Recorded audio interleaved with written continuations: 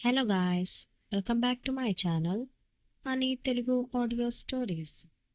CEO romance episode number 4. ముందుగా ఎవరైనా subscribe చేసుకోకపోతే ప్లీజ్ సబ్స్క్రైబ్ చేసుకోండి. పక్కనే ఉన్న బెల్ ఐకాన్ క్లిక్ చేసేసేయండి. పద్మ అతిథి ఎగ్ నూడిల్స్ తింటూ జై ఫ్యామిలీ గురించి డిస్కస్ చేసుకుంటారు. సరిగ్గా రాత్రి 8 గంటలకు జై హాస్పిటల్ నుండి ఇంటికి వచ్చాడు. ఇంట్లోకి అడుగు పెట్టగానే కిచెన్ నుండి గుమగుమలాడే ఎగ్ నూడిల్స్ స్మెల్ వస్తోంది. ఉదయం నుండి హాస్పిటల్లోనే ఉండటం వల్ల జైకి అలసటతో చాలా ఆకలి వేసింది. జైని వీల్ చైర్లో నెట్టుకుంటూ ఇంట్లోకి తీసుకొచ్చాడు స్టీఫెన్. లోపలికి రాగానే నూడిల్స్ తింటున్న అతిథిని చూసి జైకి విపరీతమైన కోపం వచ్చింది.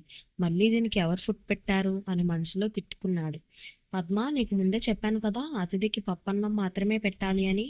అతిథి మాత్రం తనకేం పట్టలేనట్లుగా నూడిల్స్ తింటూనే ఉంది. దాంతో జైకి ఇంకా ఒళ్ళు మండిపోయింది. ఉదయం షాపింగ్ అని చెప్పి వెళ్ళి రెస్టారెంట్లో బిర్యానీ మెక్కింది, ఇప్పుడు మళ్ళీ నూడిల్స్ తింటోంది అని అది కడుపా చెరువా అంటూ గసురుకున్నాడు జై.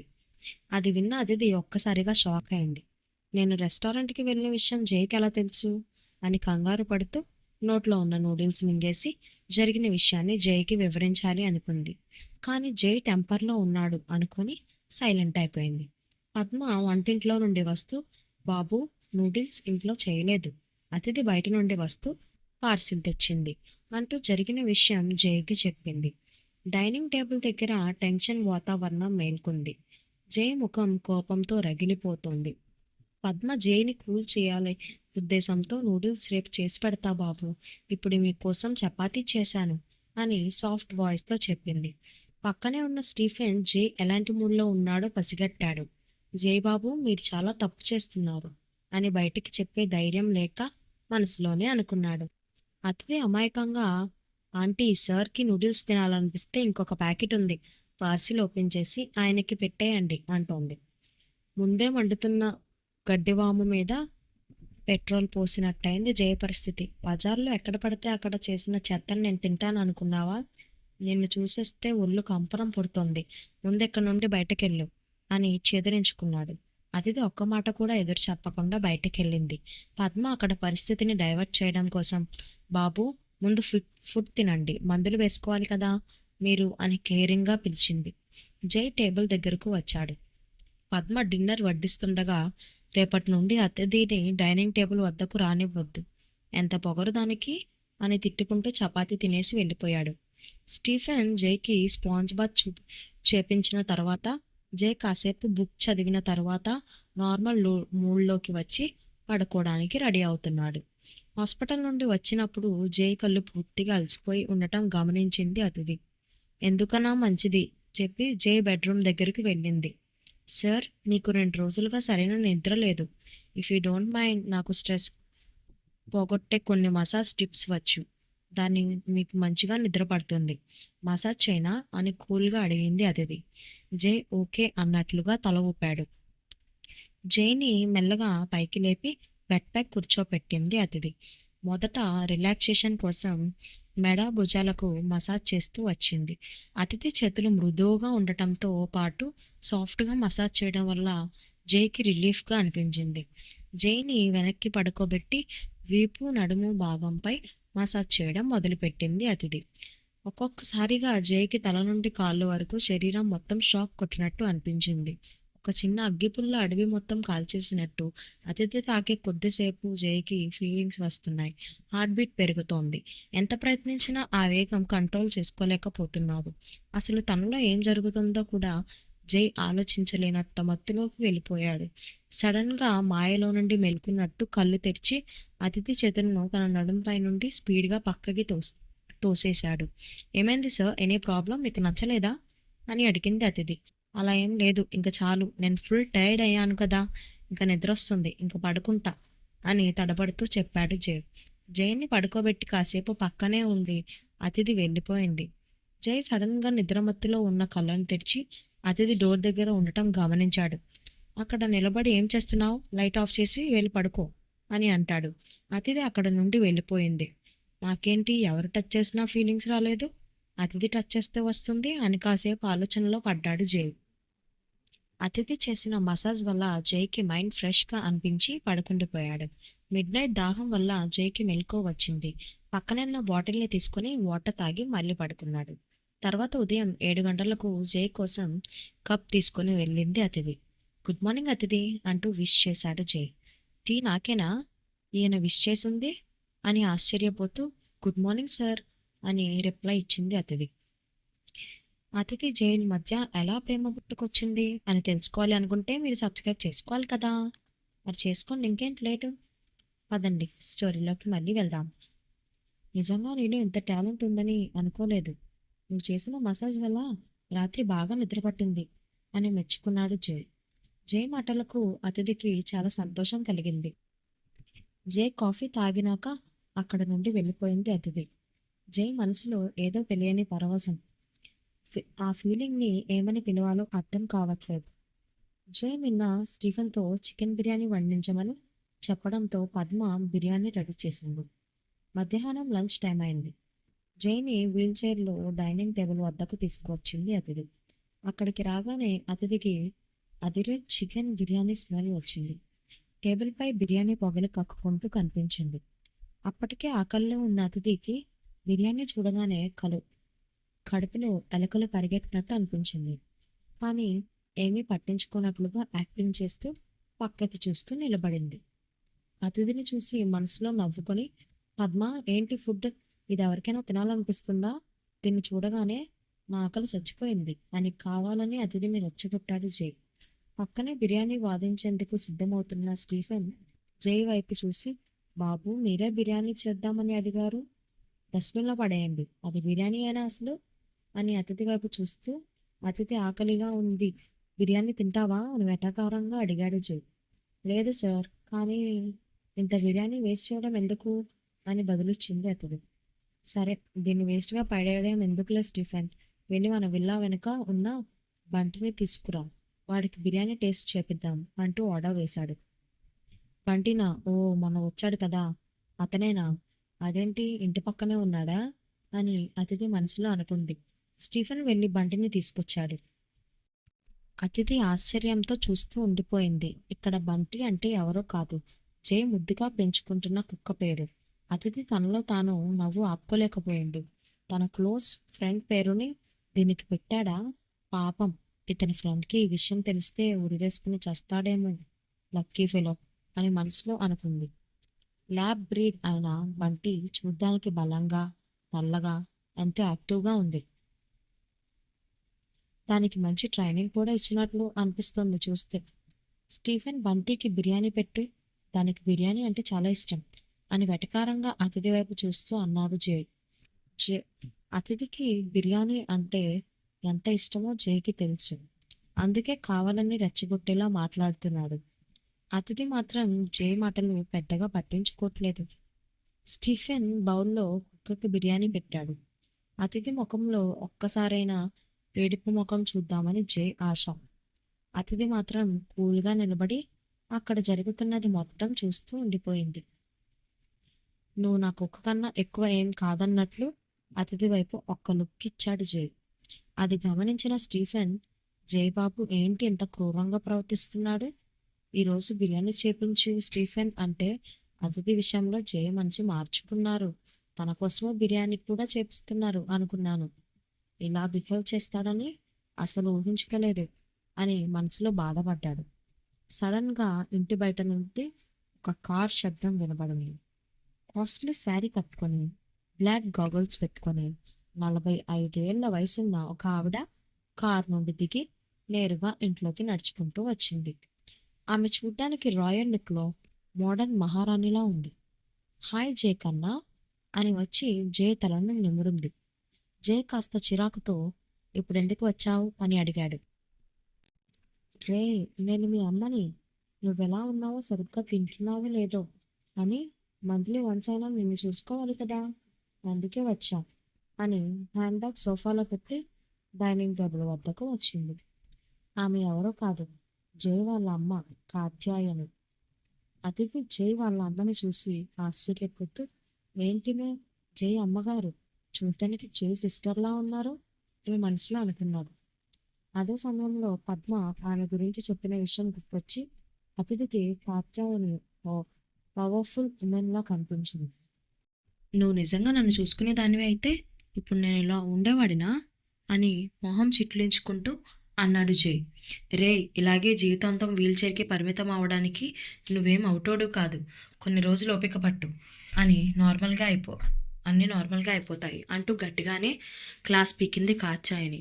వాళ్ళు మాట్లాడుకుంటూ ఉండగా కాస్త దూరంగా వెళ్ళి ప్లేట్లో అన్నం పప్పు వేసుకుని తింటోంది అతిథి. కాత్యాయని జైతో మాట్లాడుతూనే అతిథి వైపు చూసి ఎవరా అమ్మాయి అని అడిగింది. జైని చూసుకోవడానికి వచ్చిన కేర్ టేకర్ అంటూ సమాధానం చెప్పాడు స్టీఫెన్. వెంటనే కిందకి చూడగానే బిర్యానీ తినలేక ఆయాసపడుతున్న డాగ్ కనిపించింది. ఒక్కసారిగా కాత్యాయని ఫేస్ రెడ్గా మారిపోయింది. నీకేమైనా పిచ్చా? ఇంత స్పైసీగా ఉండే బిర్యానీ బంటికి పెడతావేంటి స్టీఫెన్ అంటూ సీరియస్ అయింది కాత్యాయని. అమ్మ జయబాబు పెట్టమంటేనే బంటికి బిర్యానీ పెట్టా అని నసుకుతూ మెల్లగా సమాధానం ఇచ్చాడు స్టీఫెన్. కాత్యాయని కోపం నశాలానికి ఎక్కింది. అక్కడ పప్పన్నం తింటున్న అతిథిని చూసిన కాత్యాయని, ఈ అమ్మాయి నిన్ను చూసుకోవడానికి వచ్చిన కేర్ టేకర్ కదా, ఈ కుక్కేమో బిర్యానీ పెట్టి నిన్ను చూసుకునే వాళ్ళకి ఉట్టి అన్నం పెట్టి ఆకలి నింపాలి అనుకుంటున్నావా జై? మానవత్వం లేకుండా ఎంత క్రూరంగా ప్రవర్తించావు. నువ్వు ఇలా బిహేవ్ చేస్తున్నావు కాబట్టే దేవుడు నీకు దెబ్బ మీద దెబ్బ కొడుతున్నాడు. నీ కోపానికి కారణం ఏదైనా కావచ్చు, కానీ ఆ కోపంతో ఇతరులను బాధపెట్టే హక్కు నీకు లేదు. ముఖ్యంగా వాళ్ళ కడుపు అస్సలు కొట్టకూడదు. అర్థం చేసుకో అని గట్టిగా వార్నింగ్ ఇచ్చింది. అందరి ముందు కాత్యాయని అలా తిట్టేసరికి జైకి తల కొట్టేసినట్టు అనిపించింది. అది అంతా నీకు అవసరం, నేను ఏం చేయాలో నాకు తెలుసు అని గసురుకుంటూ చెప్పాడు జై. ఇదంతా చూస్తున్న అతిథి అలా బొమ్మల అమ్మ కొడుకుల్ని చూస్తున్న అతిథి అలా ఉండిపోయింది. అతిథికి పప్పన్నం, కుక్కకు బిర్యానీ పెట్టడం చూసి జైపై కాత్యాయని సీరియస్ అయింది. బొమ్మలా చూస్తున్న అతిథి వైపు తిరిగి, సారీ మా, వీడికి ఎవరితో ఎలా ఉండాలో తెలియదు. సరిగ్గా పెంచకపోవడం నాదే తప్పు. కేర్ టేకర్గా నా కొడుకు లాంటోళ్ళని చూసుకోవడం నీకు ఎంత కష్టమో అర్థం చేసుకోగలను. నువ్వేం భయపడకు. ఇకపై నీకు ఏం కావాలన్నా నిర్మోహమాటంగా పద్మతో చేపించుకొని తిను అని ప్రేమగా చెప్పింది కాత్యాయని. కాత్యాయని మాటలకు సంతోషంగా ఫీల్ అయ్యి చిన్న స్మైల్ ఇచ్చింది అతిథి. అవును, నీకు మంత్లీ శాలరీ 20,000 ఇస్తున్నారు అని తెలిసింది. అవేం సరిపోతాయి? అందులోనూ ఆడపిల్లవి, చాలా ఖర్చులుంటాయి. ఇంకొక 5,000 రూపాయలు కలిపి మొత్తం 25,000 ఇవ్వమని స్టీఫెన్కి చెప్తాను అని కాత్యాయని అనేసరికి జై కోపం పట్టలేక బల్లని గుద్దాడు. అయ్యో madam, thank you so much అని చెప్పింది అతిథి. కాత్యాయని కైండ్ నేచర్ చూసి అతిథి ఆశ్చర్యపోయింది. పేదింటి వాళ్ళు, అందులోనూ ఆడవాళ్ళు చాలా కఠోరగా ప్రవర్తిస్తుంటారు. జై వాళ్ళ అమ్మ మాత్రం ఎంత ప్రేమగా మాట్లాడుతోంది అని మనసులో అనుకుంది అతిథి. అన్నట్లు అడగటం మర్చిపోయా, నీ పేరేంటమ్మా అని అడిగింది కాత్యాయని. అతిథి మేడం అని బదులు ఇచ్చింది. నీ ఏజ్ ఎంత అని కాత్యాయని అడగగానే గొంతు సవరించుకుని 30 years మేడం అని సమాధానం చెప్తోంది అతిథి. అతిథి సమాధానం వినగానే ఓ అంటూ కాత్యాయని నిరాశతో కూడిన ఫేస్ పెడుతోంది. వెంటనే నవ్వుతో, సరే అతిథి, ఫుడ్ విషయంలో ఎలాంటి మొహమాటం పడకు, 1 నిమిషం ఉండు పద్మ అని పిలిచింది కాత్యాయని. వంటింట్లో నుంచి చేతులు తుడుచుకుంటూ చెప్పండి అమ్మా అని వస్తుంది పద్మ. రేపటి నుండి జైకి ఫుడ్ ఏం వండుతావో అదే అతిథికి కూడా పెట్టాలి. It's my order. ఈ ఇంట్లో ఒకరు ఎక్కువ ఒకరు తక్కువ కాదు, అందరూ సమానమే అని జై వైపు చూసి గట్టిగానే చెప్పింది కాత్యాయని. జై కోపం పట్టలేక, అమ్మా ఇది నా ఇల్లు, ఇక్కడ నాకు నచ్చినట్లు రూల్స్ పెడతాను, నువ్వు ఇన్వాల్వ్ కావద్దు. ఇంకోసారి అలా చేసావంటే నేను అన్నం తినను, నేనేం చేస్తానో నాకే తెలీదు అంటూ మొహం మార్చుకొని చెప్పాడు. పోరా, ఏం చేసుకుంటావో చేసుకో, నువ్వు తినకపోతే ఎవరికి నష్టం లేదు.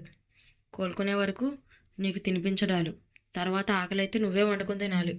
అది చేత కాకపోతే తర్వాత బయటికెళ్ళి నీకు ఇష్టం వచ్చింది తిను, అంతేకాని నన్ను బెదిరించాలని చూడకు అని జైని ఎడాపెడా వాయించేసింది కాత్యాయని. అమ్మా అని కోపంతో గట్టిగా అరిచాడు జై. కాత్యాయని మాటలు వింటూ నిజంగా జై వాళ్ళ అమ్మ ఆసమ్ అని అనుకుంది అతిథి. సరే కానీ మనం ఇంకొక హాస్పిటల్ కడుతున్నాము, అక్కడ నేను ఒక్కదాన్నే చూసుకోవడానికి కష్టమవుతుంది నాకు.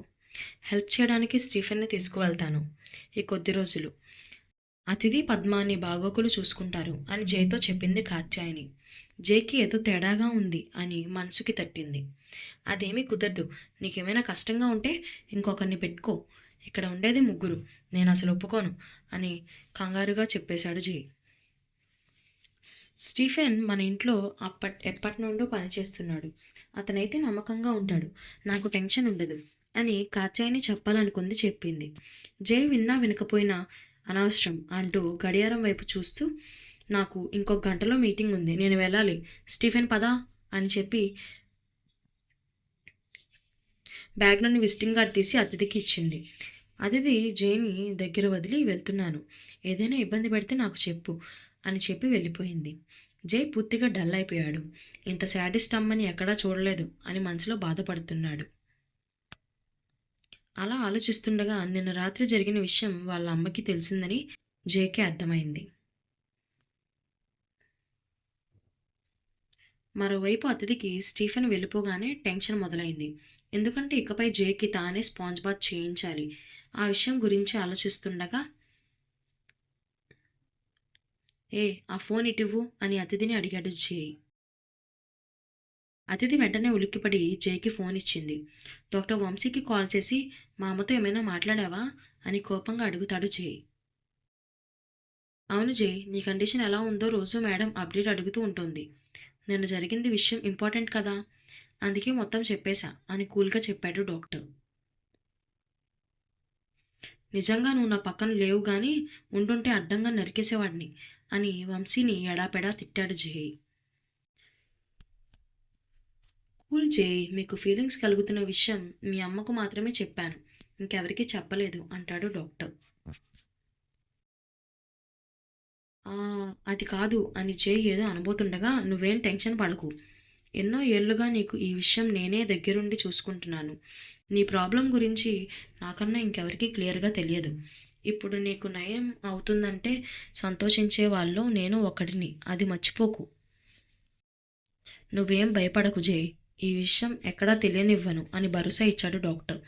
చేసిందంతా చేసి ఇప్పుడు నీతులు చెప్తున్నావు అంటూ కోపంగా ఫోన్ కట్ చేశాడు జై. అతిథికి జైకి ఏం మాట్లాడుతున్నాడో అర్థం కాలేదు. పక్కనే ఉన్న పద్మ అసలు రాత్రి ఏం జరిగింది, జయబాబు ఎందుకు ఇంతలా ఎగిరిపడుతున్నారు అని అర్థం కాక నిలబడి చూస్తోంది. సడన్గా డైనింగ్ టేబుల్ వద్ద వాతావరణం నిశ్శబ్దంగా మారింది. కాత్యాయని అతిథికి ఫుల్ ఫ్రీడమ్ ఇచ్చేసరికి జైకి ఏదో తెలియని అసౌకర్యం కలిగింది. ఇప్పుడు ఏం చేయాలా అని ఆలోచిస్తుండగా అతిథి గొంతు సవరించుకుంటూ, సార్ మేడం చెప్పింది విన్నారుగా, నాకేమనిపిస్తే అది చేయమన్నారు అని జైతో చెప్పింది అతిథి. అయినా నీకు ఏం తెలుసులే, తినడం తప్ప, కొన్ని జంతువులు ఉంటాయి వాటికి తినడమే పని, ఇంకేం తెలియదు అని సీరియస్ లుక్ ఇస్తూ అన్నాడు జై. జై అన్న ఆ మాటతో అతిథికి చాలా బాధ వేసింది. నేను తినకపోతే మిమ్మల్ని చూసుకోవడానికి ఎనర్జీ సరిపోదు అని అంతే ధీటుగా రిప్లై ఇచ్చింది అతిథి.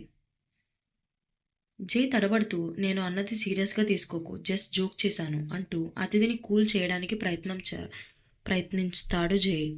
పర్లేదు సార్ అని సమాధానం ఇచ్చింది అతిథి. జై లంచ్ చేసిన తర్వాత అతిథిని పిలిచి నా రూమ్కి తీసుకువెళ్ళు అని అడుగుతాడు. అతిథి వీల్చైర్పై జైని రూమ్ని తీసుకువెళ్ళి బెడ్పై పడుకోబెట్టి స్టెప్స్ దిగుతూ, జై వాళ్ళ అమ్మ జీతం పెంచుతుందన్న అసలు అనుకోలేదు, జై రికవర్ అయ్యే వరకు ఇక్కడే ఉండి వెళ్ళిపోదాం అనుకున్నాను, ఇక్కడ వచ్చే డబ్బులు నా ఖర్చులకి సరిపోతే చాలు అనుకున్నాను, కాత్యాయని మేడం ఇంత మంచిదని అనుకోలేదు అని మనసులో సంబరపడుతోంది. అలా స్టెప్స్ దిగుతున్న అతిథికి లివింగ్ రూమ్లో బంటి కనిపించాడు. అతని చేతిలో ఏవో పుస్తకాలున్నాయి. అతిథిని చూసి ఎటువంటి కల్మషం లేని నవ్వుతో, హలో సిస్టర్, టింకు నిద్రపోయాడా అని అడుగుతాడు బంటి. బంటి సిస్టర్ అని పిలవడం చూసి ఆశ్చర్యపోయి, ఇప్పుడు నిద్రపోయారు అన్నయ్య అని సమాధానం చెప్పింది అతిథి. అతిథి చేతిలో కొన్ని మ్యాగజైన్స్ పెట్టి, జై నిద్ర లేచాక ఇవి ఇవ్వు, ఈ మ్యాగజైన్స్ వాడి ఫేవరెట్ అని చెప్పి వెళ్ళిపోయాడు బంటి. అతిథి ఆ బుక్స్ వైపు చూసింది. ఆ బుక్స్లో మోడర్న్ గర్ల్స్ ఫొటోస్ ఉన్నాయి. ఆ ఫోటోలో ఉన్న వాళ్ళు ఎంత అందంగా ఉన్నారంటే అమ్మాయి అయినా అతిథికే మతిపోయేలా. అతిథి సిగ్గుతో మౌనంగా ఉండిపోయింది. అతిథి ఆ పుస్తకాలన్నింటినీ తీసుకుని వెళ్ళి జై రూమ్లో పెట్టింది. మధ్యాహ్నం జై నిద్ర లేచాడు. జూమ్ కాల్లో ఆఫీస్ మీటింగ్కి జాయిన్ అయ్యాడు. బోర్ కొట్టడంతో మీటింగ్ మధ్యలోనే ఆపేశాడు. సారీ. జే పక్కనే ఉన్న అతిథి, సార్ మీకోసం మీ ఫ్రెండ్ బంటి కొన్ని బుక్స్ తీసుకొచ్చాడు అని చెప్పింది. బుక్సా, ఏవి చూపించు అని అతిథిని అడిగాడు జే. అతిథి బంటి తీసుకొచ్చిన మ్యాగజైన్స్ జేకి ఇచ్చింది. జే వాటిని ఓపెన్ చేశాడు. అందులో ఉన్న అమ్మాయిని చూసి మ్యాగజైన్ విసిరేశాడు. ఏంటి నువ్వు నన్నేం చేయాలి అనుకుంటున్నావు? బంటి మీకు ఇవి ఫేవరెట్ బుక్స్ అని చెప్పాడు అని తడబడుతూ చెప్పింది. వాడి బొంద, వాడికి ఇష్టమైన చెత్తనంతా నా మీద వేయాలి అని చూస్తున్నాడా అని తిట్టాడు జే. అతిథి చిన్న కొంటి నవ్వుతో, మీరు నా దగ్గర సిగ్గుపడాల్సిన అవసరం లేదు. మీ కండిషన్ నేను అర్థం చేసుకోగలను. మగవాళ్ళు ఇలాంటి విషయంలో సిగ్గుపడాల్సిన అవసరం లేదు. నోరు మూసుకో, నీకేం తెలుసు అంటూ ఫాస్ట్గా పక్కనే ఉన్న బంటికి కాల్ చేశాడు. కాల్ ఎత్తగానే బంటి నవ్వుతూ, నేను పంపించినవి చదివావా? అదిరిపోయాయి కదా. నాకు తెలుసు మ్యాన్, నీకు నచ్చుతాయి అన్నాడు. రే, అందరూ నీలా ఉంటారనుకోకు అని కోపంగా గసురుకున్నాడు జై. అది కాదురా, ఎప్పటి నుంచో ఎదురు చూస్తున్నావు. ఫైనల్గా ఇన్నాళ్ళకు నీ బాడీ రెస్పాండ్ అవుతుంది.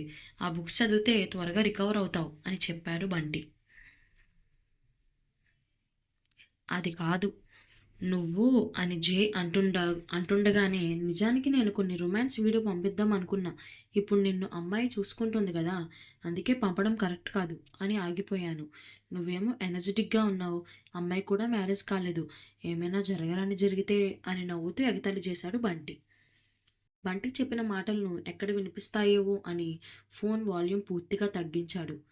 రే బంటి, సైకోఫెలో అంటూ ఏం మాట్లాడకుండా ఫోన్ కట్ చేశాడు జే.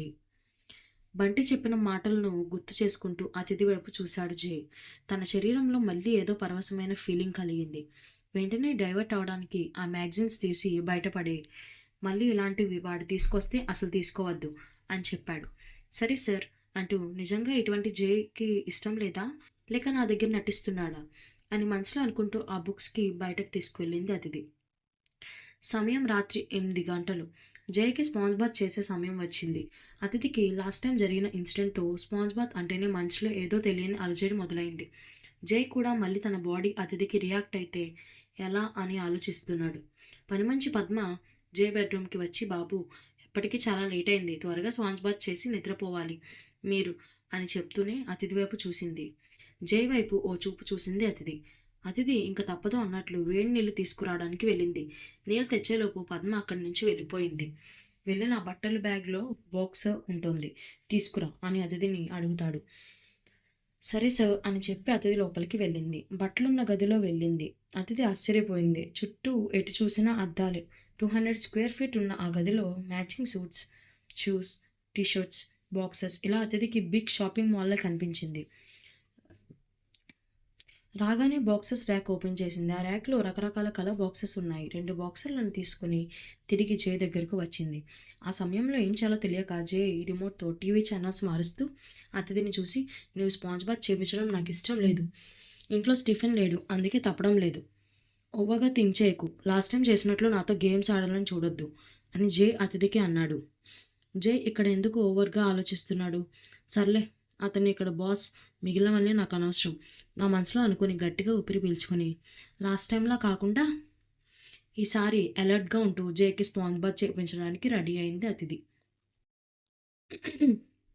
ఓకే గాయస్, మీ ఒక్క సబ్స్క్రైబ్ నాకు నెక్స్ట్ పార్ట్స్ చెప్పడానికి బిగ్గెస్ట్ మోటివేషన్.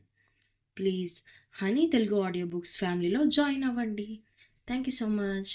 ఇంకా ఎవరైనా సబ్స్క్రైబ్ చేసుకోకపోతే ప్లీజ్ సబ్స్క్రైబ్ చేసుకోండి. ఈ వీడియోతో 1000 సబ్స్క్రైబర్స్ దాటేస్తే నేను నెక్స్ట్ పార్ట్ 40 minutes ప్లస్ ఇస్తాను. This is my promise. So మీరు చేయాల్సింది ఒకటే, సబ్స్క్రైబ్ చేసుకోండి. Bye bye.